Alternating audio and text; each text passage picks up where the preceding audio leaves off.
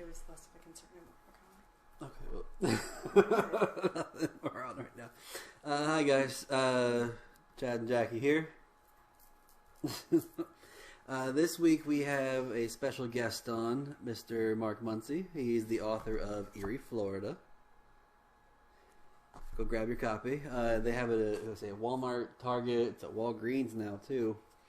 Yeah, go grab your copy. It is a great read. He dives deep into the history of each story, and I've finished it in 2-3 days.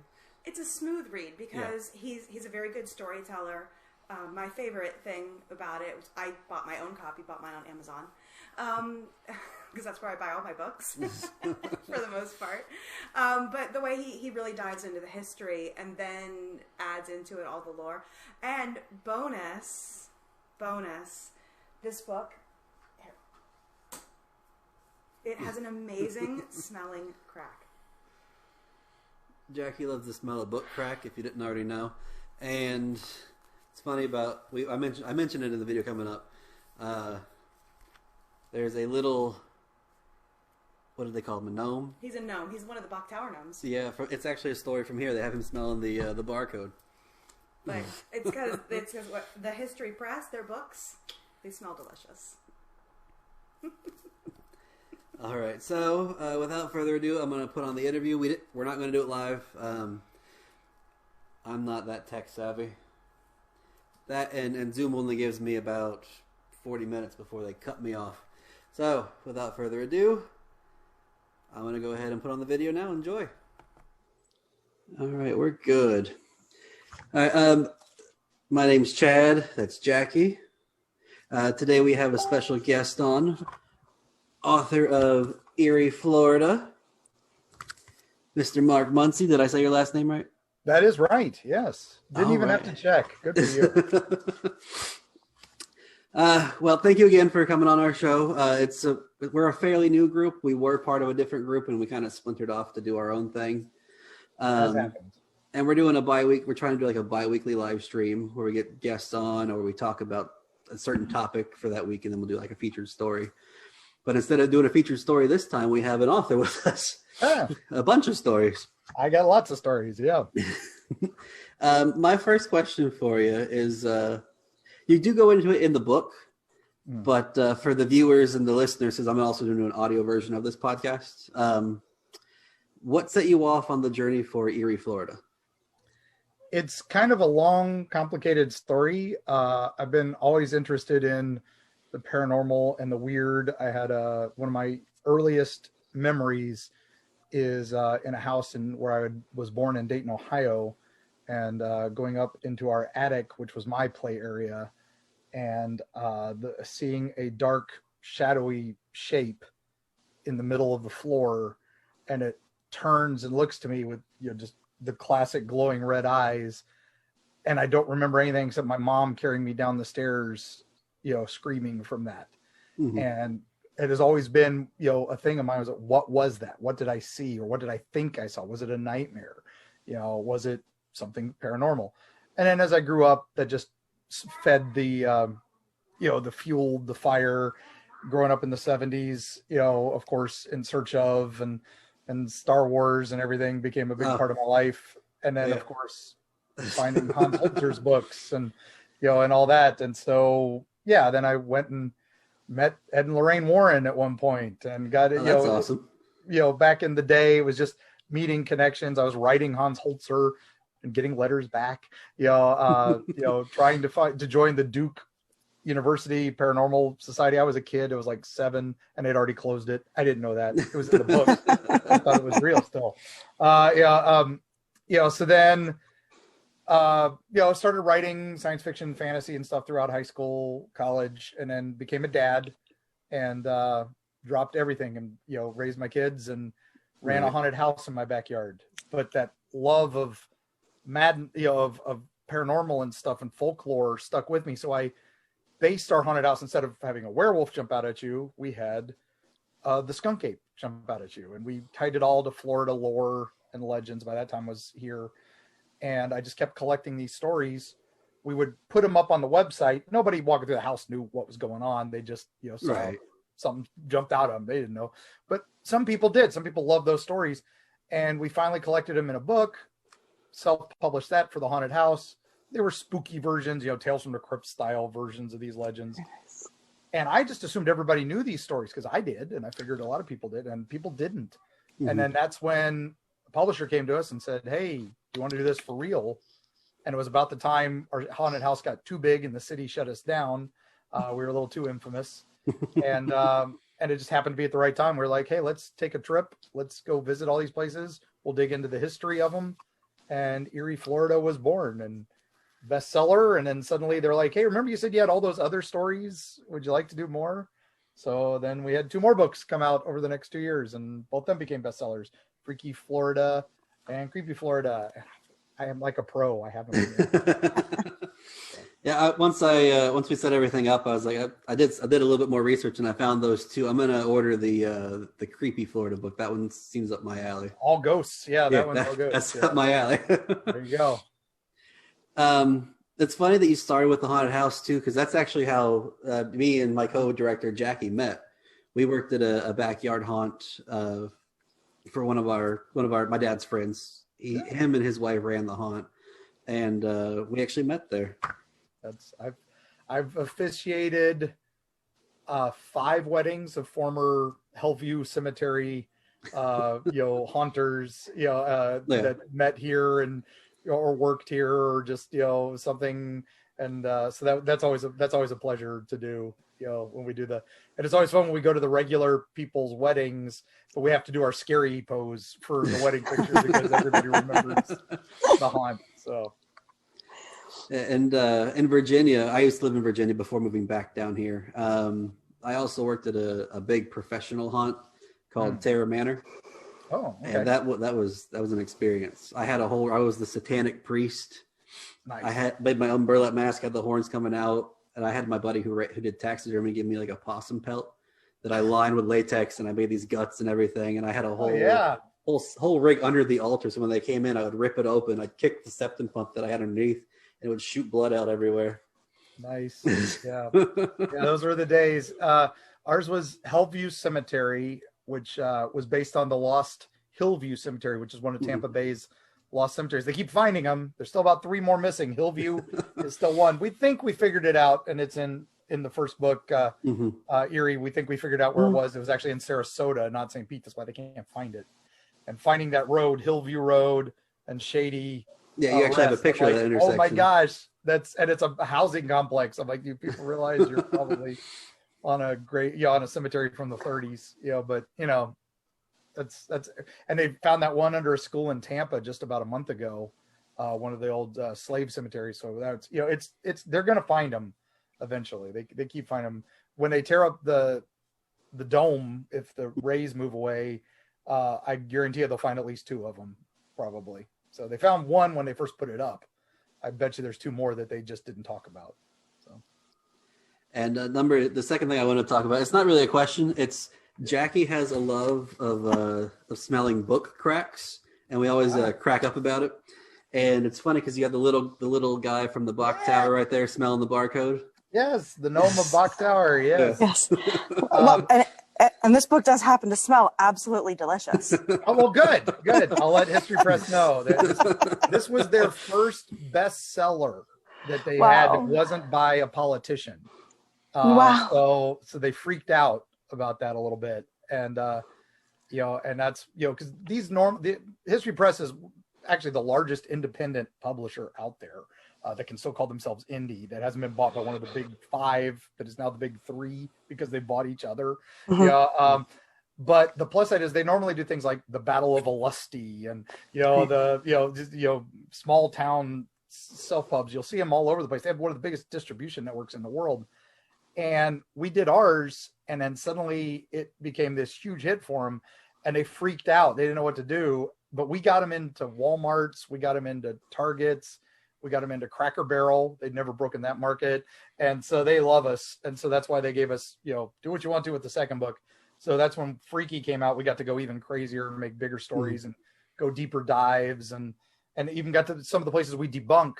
We got to go into a little bit just because they were still cool historically. Yeah. and then we had to cut those from the first book, so we got to do deeper with that. And then, of course, they wanted ghosts. That's what they wanted. That's they're like, you've got a few ghosts in each one of these. We need nothing but ghosts. I'm like, we knew that was coming, so Creepy was ready. And our next book comes out. I'm actually submitting it to our editors this month. We're out of the state of Florida finally. We're doing Eerie Appalachia. Okay. So Ohio, West Virginia, Kentucky. My grandma could tell you a bunch of stories about Kentucky. Oh man, I grew up Ohio, Kentucky, West Virginia. So it was Florida for the last 35 years, but my first 15 were up there. So now for the Appalachia, do you know of Lake Shawnee Amusement Park? Yes, we actually went. That place that has a terrible history behind it, but that's an awesome place. That is an awesome place, and I love that they still you can come visit the abandoned theme park and take pictures and see the ghosts and hear the stories. Very cool place. There's another place right near there that was off the beaten path that we hadn't heard much about. It's a Civil War cemetery right there, and we got to talk about that in the book too. So it's a double shot for that place. We love Lake Shawnee. West Virginia just was so much fun to visit. There's so many. I grew up there, so I knew all the stories, but then revisiting them 30 years on, I found a lot of new stuff that I didn't know, and that's crazy. And it tied to a Florida story we were investigating for a new Florida book that'll still come out eventually, but that's what started this whole Appalachian thing, was because a name popped up in a Florida case that related to a West Virginia case from years ago, and that name is Indrid Cold. And if anybody knows that name in the paranormal community, they'll go, oh, if you don't know the name, wait for my book, you'll learn it. So. Yeah, we actually spent the night up there for one of our investigations. One of the last ones before we moved back down, and we got lucky enough to I woke up at the crack of dawn, and everything had fogged over, and I started taking pictures because it was beautiful. Beautiful. I love creepy, so creepy to me is beautiful, but it was super creepy. 100%. Look behind me. It's yeah. Let's see. Question number 3. 3. Casadega. Oh yes. That's one of Jackie's favorite places too. Absolutely. Absolutely. I love their motto where Mayberry meets the Twilight Zone. I think that's just the best motto for that town. Was Tom Petty called it 100 acres of weird, in the heart of Florida. It's so great. For those that don't know, Casadega is a town that was founded by psychics, particularly one psychic who his spirit guide Seneca led him here and said, between these two hills, you will build a community that will rival no other for psychics and stuff. And for a long time, you had to be a licensed psychic to live there. Now they still have their spiritual commune where you still have to be a licensed psychic. And it's kind of funny because that area and then all around it is like urban, rural Florida. Yeah, very much so. Very much. And of course the town has ghost stories and monsters. And for the longest time, Casadega didn't want anything to do with that. We were psychics. We're mediums. We don't talk about ghosts. We're spirit guides. We're all this. And of course, they had the legend of the Devil's Chair out there, which is this haunted chair in their cemetery. Casadega, even on their website to this day, still does not admit that the cemetery exists. They're like, there is no Casadega cemetery. There's no cemetery in Casadega. It's true because it's in Lake Helen, which is on the border of Casadega, and it's called the Casadega Lake Helen Cemetery. The guy who founded Casadega is buried there. Yes, it is a Casadega. I mean, you walk 50, 75 feet away from Casadega and you're there. Exactly. It's technically, technicalities. But now they realize because of Ghost Adventures and everything else, there's money in ghosts. Suddenly the hotel is haunted and we have a walking tour and we have ghost tours. The whole village is haunted. There's ghosts everywhere. Come see. We'll spend $20. You can come see them. $50 you can investigate. $100 you can spend the night and investigate. So that's still cheaper than places like not Hillsview, like St. Albans or any other places. They charge like $1,000 to investigate overnight. Crazy, yeah. It's we've got a wonderful place in Brooksville that we love to go to. It was a museum was about to die called the May Stringer House, and it was not doing well funding wise. but it was notoriously haunted. It's got lots of evidence from everybody who's investigated. So now they do $100, bring as many as you want, investigate for the night, and they're booked till June, and some awesome evidence has come from that place. And I love it when places do that, because then, it gets more out there, it gets things like that. But yeah, some of the places are going crazy with it. I understand, but there's got to be a limit. So. I mean, St. Albans, she's great. They put all that money back into the location to try and fix it up. Yeah. I mean, that's Trans-Allegheny Lunatic Asylum up in West Virginia. Yeah. They're doing that too. Every dime goes just to restore that place. And that place is where they've restored that first floor is incredible. I mean, I remember going in there when it was empty back in the day when you weren't supposed to go in it, but I was a kid. I didn't know.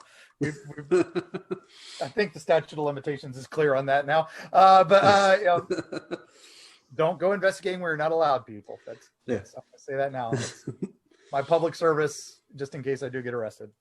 Getting trespasses isn't worth it. And speaking of Devil's Chair, like 13 years ago, I mean, did you actually, I know you didn't go at night, but you went in the day. Did you feel anything at the Devil's Chair at all? Oh, the Devil's Chair, the beauty of the Devil's Chair is we debunk it, but we don't debunk it. Right. It's not the Devil's Chair. It is a morning chair. It was built by the family. And they built it, and it's a brick chair. Yeah. And the story is, if you sit in that chair, no matter how hot it is in Florida, that chair will feel cool to the touch. Well, there's a reason we build chimneys out of brick, because they dissipate heat. So yes, you sit in a brick chair, it is going to be cooler than the rest of you. But was it built by the devil? No, we know that too. Second, if you sit in it at midnight, this dark shape will visit you and give you a wish. And at midnight, a dark shape will visit you. It is the police, and they will arrest you. Because it is private property. So we didn't get to test that theory. But the other legend evolved because some people were getting arrested, and because Stetson University is right there, so college kids, it's if you leave a beer out on there, the devil will come and drink it. You'll get your wish the next day. So, of course, the cops will thank you for the beer. But but the beer, the problem is you go there and there are beer cans everywhere. The morning chair has been defaced. There's people carved Satan, Lucifer, all these things all over it, which is sad. But because of that, psychics and mediums and ghost investigators who have had permission to go there have encountered the family spirits who say, stop messing with us, stop messing up our thing, stop doing this. So is it haunted? We think we can say safely, we still don't like to call things haunted and ghosts. We just don't understand what it is. Right. There is something there that is upset and is, so don't mess with it. But it is a really cool place to visit, and it is beautiful. So just enjoy it for what it is. Yeah, like 13 years ago or something, we did it at midnight. Again, don't do stuff you're not supposed to do. This was 13 years ago. And they weren't as bad about it then. Yeah. And nothing had been defaced or anything like that. I guess it hadn't got as big back by then, but nothing happened. No, it's a quiet cemetery. It's beautiful. So, and if you just go over on that other hill, that's where the psychic who founded the place is buried. So it's pretty cool. The next one I want to talk about is the skunk ape. I just did another, I had another talk with a couple researchers just 3 days ago, because Mayaca has had some recent sightings, the Mayaca Forest, which is a little south of Tampa Bay, just a little west of Sarasota. And it's a big national forest or state forest. And we've had tons of sightings there, reports. I still get emails for ghost sightings, UFO sightings, Bigfoot sightings, all that. So that's my gig. So, people come to me and say, who do I need to talk to? And then I put them in touch with the groups that are down there. So right now the Independent Sasquatch Research Team is down there looking to see what they can find. They said they got some casts from the most recent one. We sent some down in December. And what was crazy was 2 days after they went down to find the cat, they found the prints. They set the casts. They go home for the night. They come back the next day to get the prints. Suddenly there was a controlled burn in the area from the government and no reason for it and no why. It was no announcement that it was going to be a controlled burn. They couldn't go get their casts. It was gone. So that, conspiracy theory Right. alarms go off a little bit. Mhm. Why suddenly where there were big footprints are there now this? The Ocala National Forest, of course, huge number of sightings. They go back hundreds of years. The Green Swamp has lots of sightings. And one of my favorites is the Stewart Homestead is this famous landmark there where an axe murder took place. 2 people were killed by their grandson, but the crime was so brutal they originally thought it was a wild man or a skunk ape had attacked them, and so so you imagine the wanted poster for skunk ape or something like that. And then of course the Everglades have a completely different maybe species where it's more lean and more orangutan looking, and it's kind of fun as we go throughout the state. We see there's all these different reports. People are seeing something. What are they seeing? I don't know. That's what we leave the researchers for, but we love the stories. I love the named ones. My personal favorite is the one from the town of Barden. I don't know if you guys know this one. Florida, we love to name things, right? It's never the Beast of Barden or Right. monster. No, we have the Barden Booger. He's from the 1800s. The initial sightings, and he's a little different from most other skunk apes. He has like tools and stuff. He carries a lantern. He carries a big hook, like a fishing rod in some descriptions. And his first sighting is he knocks a lady off of a horse with his lantern. So he's like 8 feet, 9 feet tall. She falls off her horse, freaks out. And then as he is scared by her, he runs back into the forest. He disappears like almost instantly, but you can still see the lantern as it slowly fades away. So, we talk it like that predator effect nowadays. Some of the Bigfoot hunters call it. That's what it would have been. She called it, spectral. So he disappears for a while. He comes back in the 30s, seen again.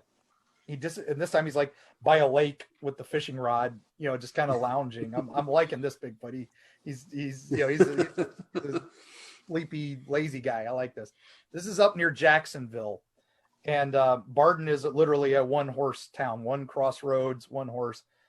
It explodes in the 70s when there's another sighting, and it's right after Bigfoot mania and Nessie mania because of In Search Of and all that. And there's this place there called Bud's Grocery, and it becomes kind of the hub. And Bud, who runs the place, he becomes like the X-Files expert on Barden Booger. He's got the files, and everybody comes and looks for him. The local newspaper in Jacksonville picks up the Barden Booger and makes editorials written as the Barden Booger, talking about time change and how worlds change, and he doesn't like it, and that's why he's back. We went and met Bud before he passed away, and we got to go out there. And what was cool is he still had the files and all the newspaper clippings. And while we're there, in the middle of it all, he says, "Yeah, we probably shouldn't have sent the guy out in the suit that one time." And we're like, "What? Are you admitting to hoaxing?" He's like, "Yeah." One of the 70 sightings was I had a guy in a monkey suit. We sent him out, and then the sheriff called me the next day and said, "Bud, whatever you're doing, stop, because somebody's going to get shot." So we had to do it again. The best part about that story is there's a couple who made a living for a long time playing birthday parties as the Barden Booger, and they would sing their Barden Booger song, the Barden Booger Boogie. There you go. So now it doesn't explain all those other sightings and everything. So he's very a spectral, spooky Barden Booger, but you gotta love it, right? When you were doing the skunk ape stuff, did you ever hear of a place called Lone Cabbage? Lone Cabbage, yes. And have you seen their taxidermied skunk ape head? Yes. the deer butt that's upside down. Yes, the ass squatch, as it's been called. Yes. Yeah, some of the places we get to go. That's part of the other fun of the job is we get to just go to fun places and see unique things like that. The skunk ape headquarters and and all that are just part of the job, and that's fun. So the next thing, out of all the locations that you did and all the stories that you came across while doing Eerie, Florida, which one was your favorite? Oh goodness, I think the one that started it all, Mini Lightning, was kind of the one that just took us on a rabbit trail that we didn't even, thought we had finished when we went to publish, and then we found out 2 months later we were still wrong. And we finally figured it out. So I like to add this one as a coda. So the story is Mini Lightning. She is the voodoo queen of St. Petersburg, and we put her in our haunted house a couple times. She had little alligator men that would come and steal your children. Okay. Crazy story, right? And I discovered that if you went to several different parts of town around St. Petersburg, you got different versions of the story. If you went to the south side, it was, oh, don't mess with mini lights, or mini lights will get you, which was mini lights. And it was little green lights would come out and chase you and steal your children. And then it became a little further, more downtown was Mini Lightning, the voodoo queen, and her alligator men would come out and get you. And then on the north side, people would go, I don't know what the heck you're talking about. Never heard of that. So it just disappeared. So, well, where is it? What is the story? And then we heard about a lady who was a Mennonite who had a boarding house. And the boarding house kept circus folk because this was the winter home for all the circuses. And people would throw rocks at the house and say, Mennonite, Mennonite, yell at her. And then little circus people would run out with sticks. And it was entertaining to the people. So, and it got to the point where the house finally burned down. And it was this dark story. We couldn't find any record of that. We found a Mennonite lady who ran a boarding house. And then there was a circus fire in Gibsonton, which is across the bay. So maybe it was one of those transplanted stories. So it was on this weird trail. And finally, when we printed it, we had heard the Mini Lightning and the Voodoo Queen and how that was, we went on this, we interviewed this one guy who the preacher's daughter, this church on the South Side, went missing, and they were all convinced Mini Lightning had come and got her. So they figured out whose house Mini Lightning was. So they went to this old lady's house and started throwing rocks and breaking her windows, saying, Mini Lights, send the girl out. And I asked them, did you see lights? And they said, yes, it was the police. And we had to run. So, they felt so bad when she wasn't Mini Lightning.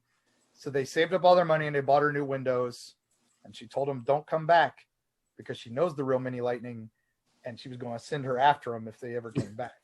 So that was where we ended the story. And I felt good about that. It was a fun story. It was pretty neat. We still hadn't really figured it out. We found out the real truth 3 months later. And we put it in St. Pete Times.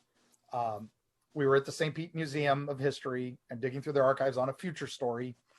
And I found the missing link. And that's how this works sometimes. We'd already gone to press. We were already hitting big. And so I feel terrible about it because the real story is super dark. St. Petersburg had an alligator farm in the north part of St. Petersburg as a tourist attraction in the 1930s.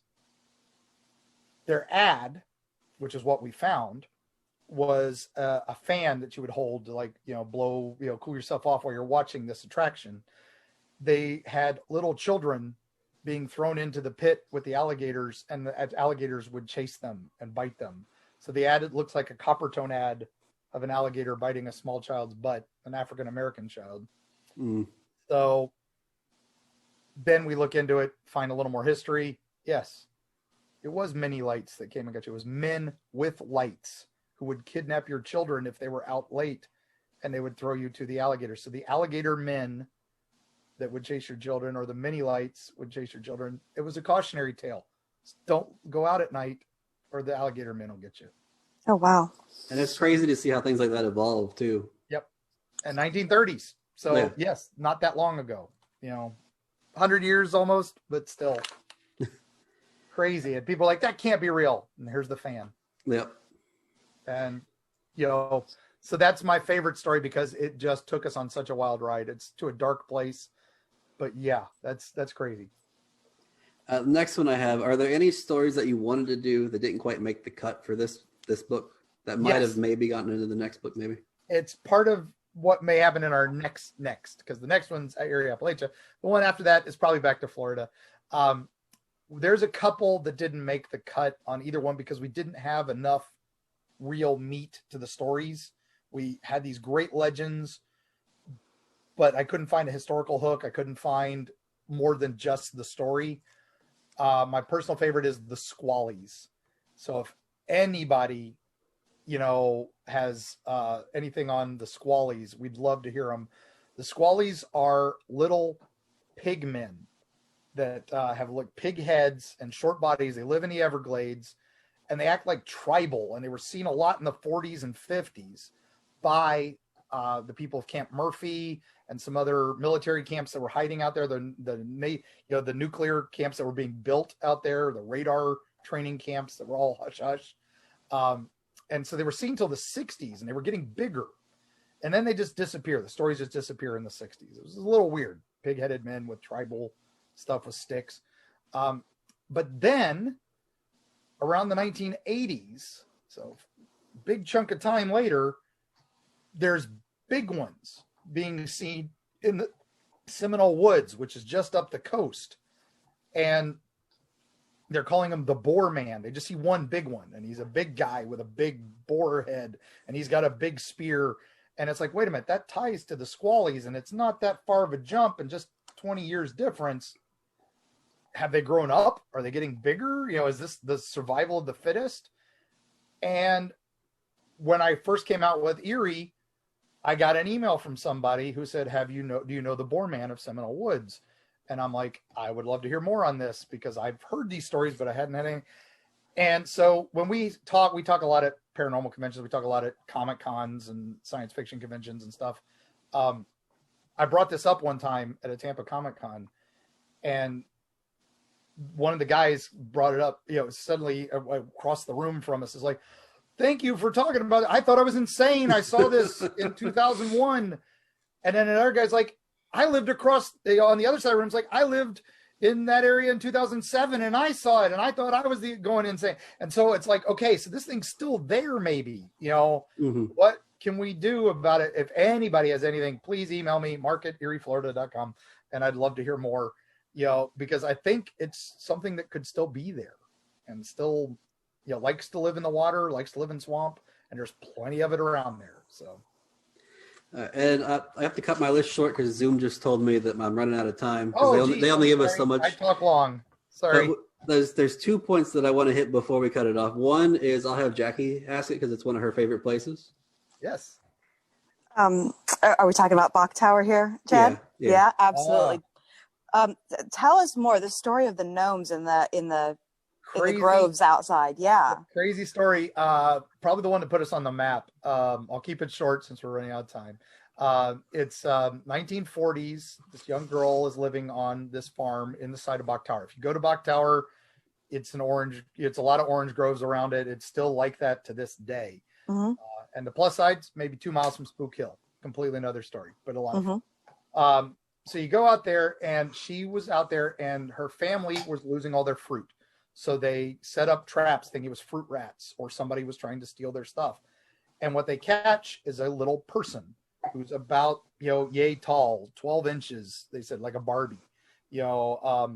That's pretty small, but not unheard of. Tom Thumb was down there. And again, like I said, we mentioned it's Florida winter capital for circus folks. So people assume, all right, it's a circus performer or something. Ripley's guy, has gotten loose. So they report him to the police. The police come and get him, but they are like, this is obviously not who's stealing all your fruit. This guy's this tiny. Speaking a language they can't understand. He's naked. He's furry. He's like covered in hair. So they let him go. And they're like, just leave him out in the night. He's not our problem. We don't want to deal with it. I love cops haven't changed much. That's too weird for us. They keep setting up traps. Next day, they catch him again, or a couple days later, they catch him again. And the cops don't know how to arrest him, so they put him in an orange crate. I love that that's the story. And they take him to the police. Now, we thought this was an email I had gotten when we were running the haunted house, when I was looking for haunted house emails. So this will give you a time frame. This was AOL address and Okay. So, that'll tell you the ancients of the internet. anyway, we get the story, we get this thing, and I finally we're doing Eerie, Florida. I dig up that email. I'm like, I gotta look into this. The lady, of course, had passed away. She was old when she wrote that for me. But we still had all the information, and thankfully, social media was a thing now. So I reached out on Wesley, you grew up in near Bach Tower, and somebody says, "Hey, I worked in the police department. I remember when they brought that thing in." Oh wow! Suddenly, I've got corroboration. Now I can run with this. So, and the town, like I said, they love Lake Wales loves spooky stuff. They love Spook Hill. Their school, Spook Hill Elementary, with ghosts and stuff. Casper's their mascot, so they would love to find the gnome. So they're digging through their documents to this day, still trying to find the documents for this. But of course, it was the 40s. We may never find it. But long story short, that next day when he came to jail, the town got attacked. The house got attacked by people throwing rocks and stuff, and they realized there was dozens of these little guys. And so they came, and the police released the guy again, and they went and got a blessed rock from Ireland because they thought they were red caps.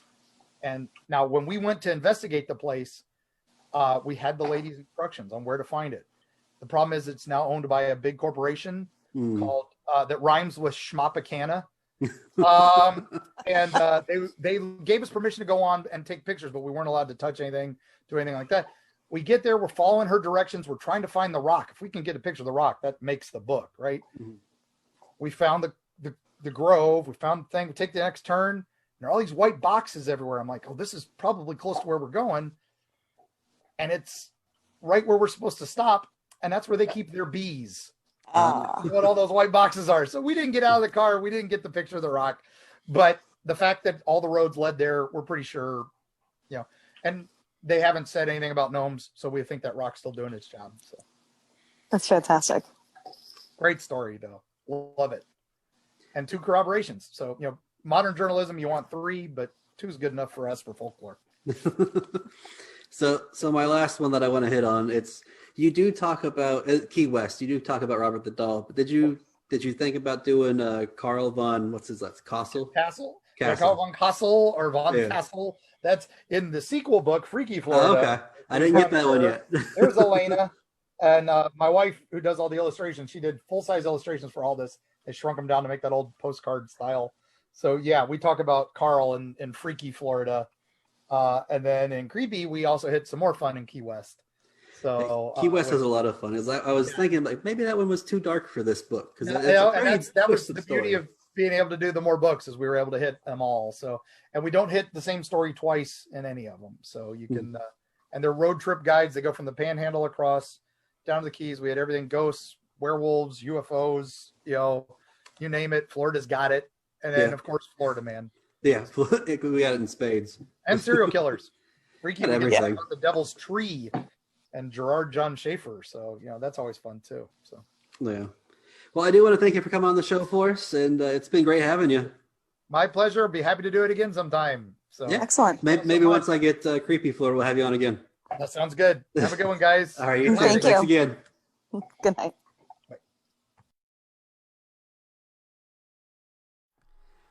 All right. Well, we hope you enjoyed that interview with Mr. Mark Muncy. We do really appreciate him coming on. And thank you for tuning in and watching. And we will see you again here in about 2 weeks. Bye-bye.